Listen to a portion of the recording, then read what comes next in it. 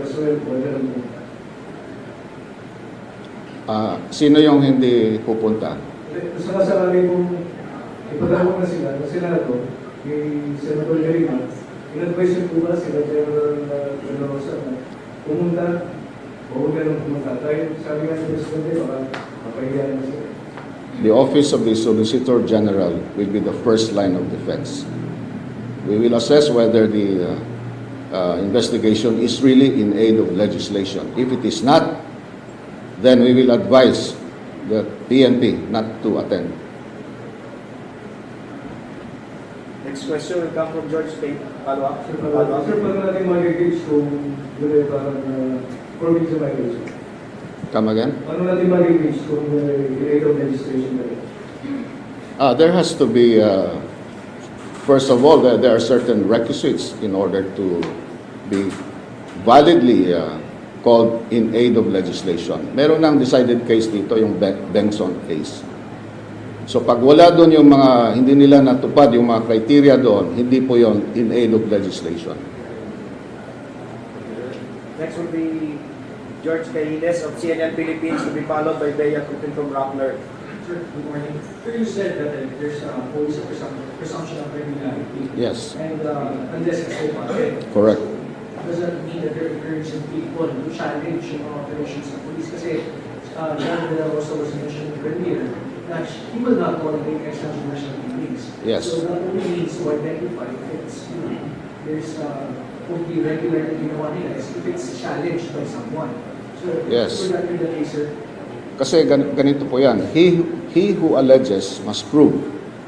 If you are alleging that there is salvaging, you have to prove it. If you cannot prove it, the presumption of regularity in the performance of duty will apply. So, in short, sir, yun na, encourage yung taong bayan na ibig sabihin kung sa palagay nila is hindi regular na nangyari. I-prove nila. The next question will come from Bea. Ay. I believe Senator Lima mentioned something about some of the cases, sir, apparent yung signs of summary execution. Of course, you didn't really go into detail just yet, but parang wouldn't not showing up be in a way parang impeding Congress, the Senate, from doing their function to hold inquiries cases. There cannot be investigation based on speculations. She has to prove it. But sir, wouldn't the hearing having further to expound on these allegations? But there are certain rules and jurisprudence on what is a valid investigation in aid of legislation. Hindi pwedeng because they suspect that ganito, ganon. Those are just hypothetical situations. Next question will come from Glenn Wego, DZBB. Yes, sir. Yeah. Sir, what are your thoughts, sir? Sinasabi po ni Senator De Lima na parang imposible naman yata na lahat ng suspect marunong mang-agaw ng baril at gagawin nila yun. Well, siguro hindi pa niya nasubukan na humit-hit ng shabu. Let her experience how a drug-crazed person will react. It's not normal. Henry Atwelan, DZMM. Sir, familiar ba kayo kay Peter na ginabang ng Presidente si the same person yung diskanda sa Congress? Hindi ko siya personally kilala. But based on intelligence information given to the President, he's in the top tier, level 5 drug lord. Ang kanyang area of operation is Visayas. Siya ba yung tinatawag dati sa Congress? Tinatawag, yung House Committee on Dangerous Drugs. I do not personally know kung siya yun. No? Sir, hindi convicted itong si Peter Lim. Well, the Peter Lim in the top tier at the level 5, hindi pa. But hopefully, mahuhuli din namin siya. Next question will come from Kim Cardenas of IBC 13. Sir, going back to sa Senate investigation, can you give us kahit some of the guidelines po na sinasabi nito, para mapatunayan na in aid of legislation na po yung investigation and what if na mag-release po ng subpoena yung Senate. Di ba wala na pong magagawa what to attend yung mga invite po ng mga personalities. Let me refer you to the case of Benson versus the Senate. No? Hindi po in aid of legislation ito. Kung, number one, marami ng batas dito sa alleged legislative initiative nila. Actually, marami na po tayong batas dito. We don't have to reinvent the wheel anymore. At saka, what's the real motive here? Is it to embarrass the president? Is it to derail the momentum against the drug trafficking in this country? So there are many questions. We would like to be satisfied if this is really in aid of legislation. If it is in aid of media mileage, we will oppose it. Last question will come from Bea. O sige ma'am. Follow up? May mag-follow up? Okay, the last two questions will come from Alvin Baltazar and the last one will come from Franz. We also have a question for Coaching PNP. Sige mo. Solid. Yes. Sir, ang office po ba ng Solicitor General may kapangyarihan mag-investiga si Delima kung alin nagawa niya nung siya yung DOJ Secretary ba? Alam niyo, ang Office of the Solicitor General, specifically the Solicitor General, has two functions. He is the lawyer of the Republic of the Philippines and therefore its counsel and defender. The Solicitor General is also a tribune, meaning to say he can be the defender of the people of the Philippines. So in both capacity, I will exercise my powers. Sir, paano po kung may subpoena? Hindi po ba tayo natatakot na kung hindi pa pupuntahin yung mga policemen na pinatawag, masaside sila for contempt? We will cross the bridge when we get there. Okay, question from Franz Noguera of TV5. Sir, do you think kapag natuloy yung investigation, Senate investigation, this will encourage cases to be filed against personnel? Against the PNP, you mean? Kapag natuloy yung investigation, kailangan may encourage yun na ma-file ng kaso yung mga. We are not afraid kung sino man mag-file ng kaso. We are ready to defend the PNP. But 6 years after, sir, sige, lalo na yung mga murder, sa cases, pwede pa naman siya after 6 years, diba? After na term ni President Duterte, syempre, hindi tayo assured na yung next na susunod na administration will be, magbaback up pa rin sa PNP. So, baka posible na balikan sila after 6 years. What can you say about it? It is the duty of every president to protect the people under him if they are doing their job legally and within bounds of law. So if a president in the future, and I will not venture to speculate now, will not support the PNP, he should not be elected as president in the first place. Sir, just a follow-up. Alarming na po yung bilang ng mga nakakasumang mga police because of allegedly intensified efforts against drugs, criminality, and corruption. As far as I know, wala pang ganong magnitude, but it will lead to that if we will not make a stand to defend the police when they're doing their jobs. So, sir, you're saying po na yung mga kaso ngayon na mga napapatay na suspect, lahat yun in-defend mo? Lahat yun Because of the regularity, the presumption of regularity, yes, unless proven otherwise. Okay? Bea. Sir, pa-clarify lang po. Sir, may kakayahan ba ang SOLE na pa-investigahan ang isang senador? Remember, I'm a tribune. I have the power. Sir, hanggang saan po natin para pa-investigahan ang isang senador? Kasi We will, hindi yung investigation leading to filing of cases in courts. Yes, we have power. Okay. Sir, are you planning to file a case against Senator Lima in relation to what you were saying earlier about the proliferation of drugs during her term as president? We are studying it carefully. Okay. Last question from Bea. Would that be Sir, sir, not everything that is Solicitor General comes to background.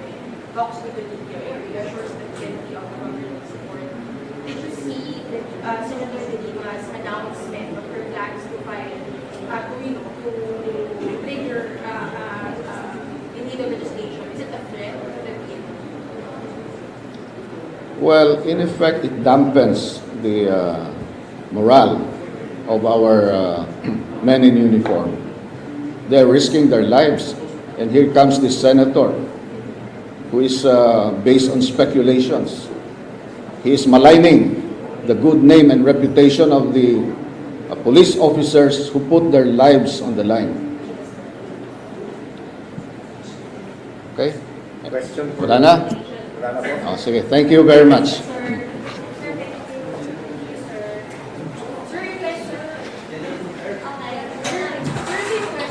Okay, three. Can we have three questions? Ano? Every day that we see the Solicitor General come to Camcram and face the media and assure the PNP of their support. Sa'yo, Sir, personally, nakita mo ba as a threat yung sabi ni Senator General na she plans to, to launch an inquiry on the PNP? Threat ba yun to the PNP? Yes, as what the Solgen said, it dampens the morale of our PNP personnel. But right now, since nire-reassure ni Solgen yung ating kapulisan na andyan yung Office of the Solicitor General to defend any case to be filed or being filed against our operating personnel, so high morale yung kapulisan. So ngayon, I am openly encouraging our people. Sulong mga kapatid. Walang atrasan ito. Sulong. Dahil the momentum is on our side. We cannot afford to waste this momentum. Marami na po, libo-libo na po ang nagsusurrender. Marami na po ang namamatay. So, ano pa? Hihinto tayo? Ibibiti natin yung ating kampanya. So what will happen to our 3 to 6 months na palugit, yung time frame na binigay sa atin ng ating mahal na Pangulo. So please continue the fight. The momentum is ours. So go ahead. Andito po kami para suportahan kayo. Basta remember, huwag lang kayo mag-abuso. Kailangan legitimate police operations lahat. Yan po ang aking guidance sa inyo. Huwag kayong malumural. Dapat high moral tayo ngayon. 6 months. Nakahanap ng campaign sa Solgen ang PNP ko. So, pinapagpatuloy nyo yung ginagawa nila ngayon. So, pero ano pong measures ang kailangan implement ng PNP naman po para masigurong legitimate natin operation, walang butas, at walang agam-agam yung ating kababayan? Wala po akong gagawing measures na sa ongoing campaign natin. I presume that all that they are doing are regular. Presumption in the regularity of the performance of duty. So, unless meron kayong nakikitang kamalian, then you can challenge the regularity of that operation. You can challenge anytime. Basta kami sa ngayon, there's no stopping us in our campaign. Abante kami, hindi kami atras. Pero sir, wala tayong pang-counter-check. So, kumbaga, sa inyo, wala na kayong gagawin? Wala. As I have said, meron tayong mga disciplinary mechanisms na in place na. Kung alam nilang ginagawang kalokohan, then you file the necessary case. Meron tayong IAS, Internal Affairs Service. They can go to the NAPOLCOM for any grievances. Play Ilagan, TV. Ulitin ko, yung kwan dyan is, mahirap yung utos ka ng utos sa mga tauhan mo na abante, lumaban ka. Tapos at the same time, yung isang kamay ng tauhan mo, tinatali mo sa likod. So yung suntok niya, isang kamay lang. He cannot fight properly. So, larga, in-encourage mo silang lumaban. Lumaban kayo with all your might, with all your capability. Huwag niyong itali yung isang kamay ninyo. Basta, Ilagay nyo palagi sa utak ninyo na ang ginagawa ninyo ay legitimate. Huwag kayong mag-abuso. You always observe the police operational procedure. Gawin niyo properly yung trabaho ninyo. At there's no way na mabubutasan tayo. Basta trabaho lang. Remember, you are dealing with criminals who are wala sa tamang pag-iisip. Isipin nyo, nire-rape nga nila yung bata na 3 years old. Nire-rape nila yung matanda na almost 80 years old na. Nire-rape nila. O may tamang pag-iisip ba yan? Pwede ka rin, anytime, pwede ka niyang saksakin, pwede ka niyang barilin, pwede kang agawan ng baril, dahil wala sa tamang pag-iisip. Pwede silang tumalon sa sasakyan habang tumatakbo. Pwede silang tumalon from 10-story building, 10th floor. Pwede silang tumalon doon. So anything can happen pag ganito ang kalaban natin. Walang tamang pag-iisip. Ms. Leia Ilagan. Yeah. Sir, pinutos na ni Secretary Speno ang lifestyle check sa mga PNP personnel. Tapos po ba din kayo ng isang grupo para magsagawa ito? At hanggang saan po yung sasailalim natin sa lifestyle check? Hanggang PO1 ba yan? From General to PO1? Again, hindi pa ko nabigyan ni SILG ng guidelines pertaining to that, but I would like to assure the public that everyone in the PNP, from the chief PNP down to the lowest PO1, ay open po sa lifestyle check.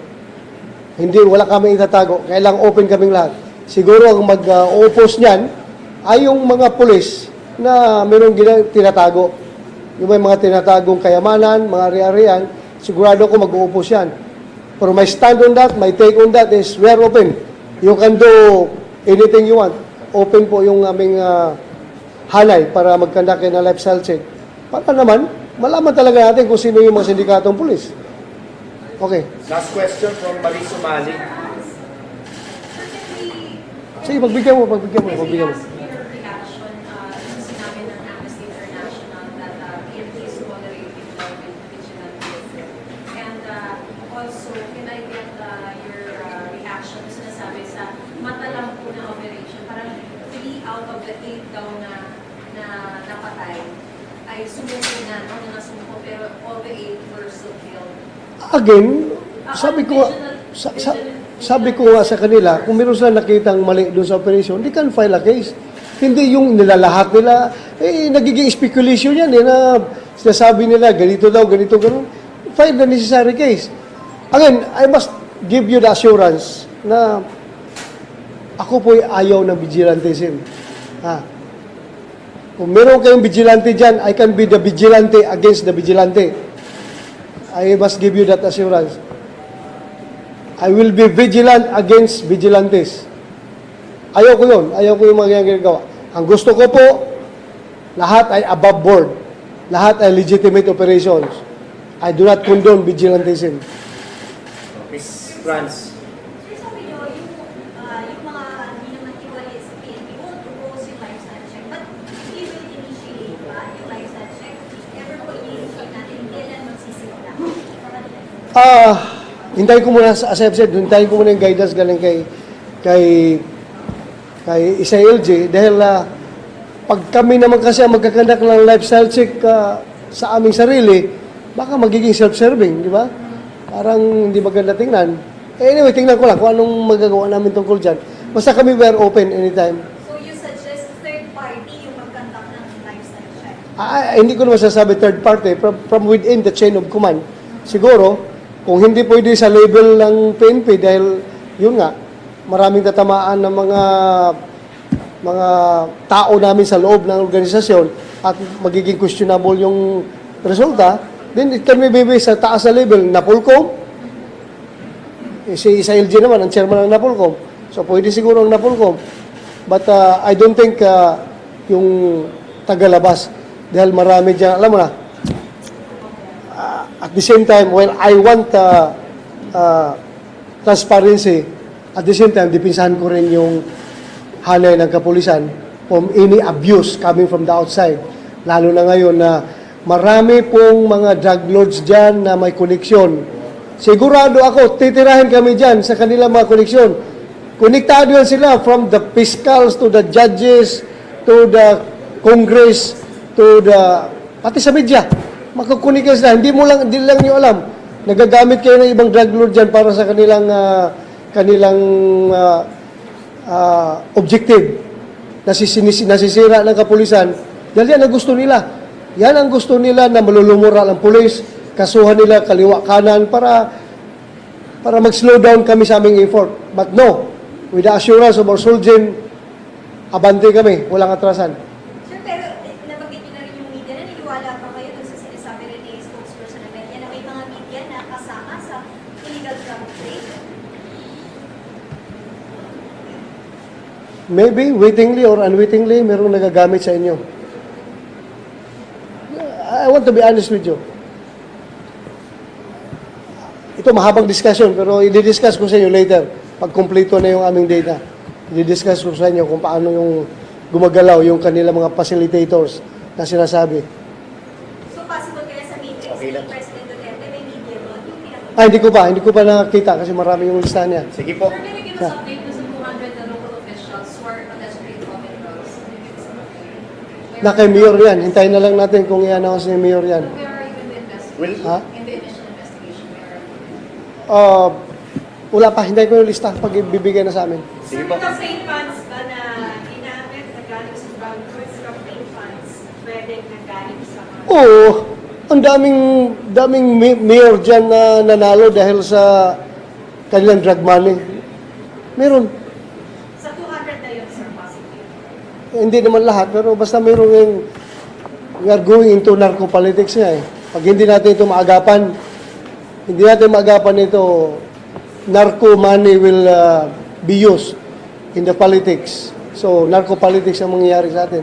Sige po. Maraming pong salamat. The Chief PNP has still a schedule. Thank you so much for coming. Muli po. Salamat. Thank you. Salamat. Thank you for your breakfast. Sir, kinsa ni trigger mo then sorry sir. Sir,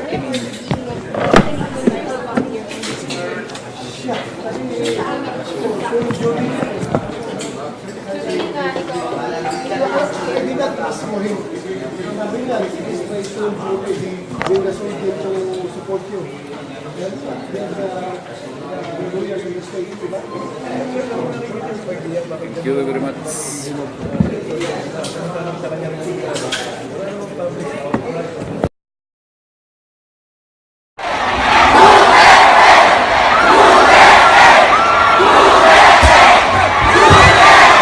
Then we will advise the PNP not to attend.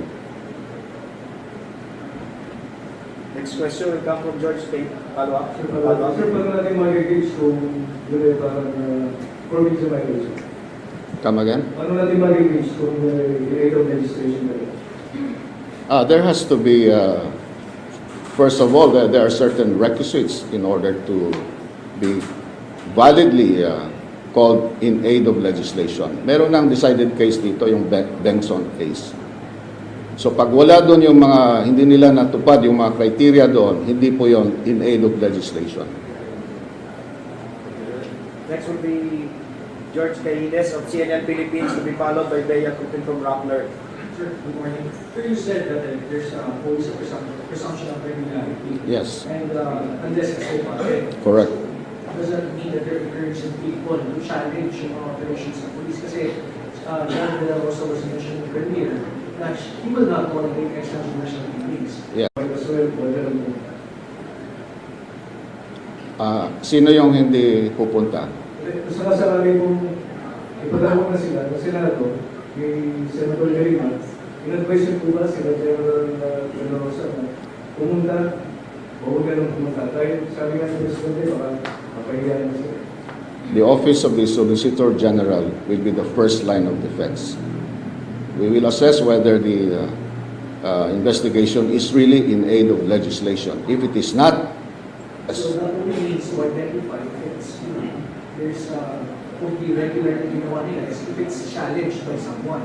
So, Yes. would that be the case, sir? kasi ganito po yan, he who alleges must prove. If you are alleging that there is salvaging, you have to prove it.